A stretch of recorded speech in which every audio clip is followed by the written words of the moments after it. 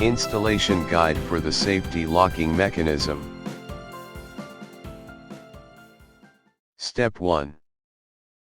Insert the rod into the opening from the inside of the Murphy bed section. Step 2. Insert the threaded rod into the hole of the first rod. It is important to apply Loctite before and tighten the rod completely. Step 3, the last step. Install the handle to the first rod by aligning the white dot with the second rod. It is important to apply Loctite before. Well done.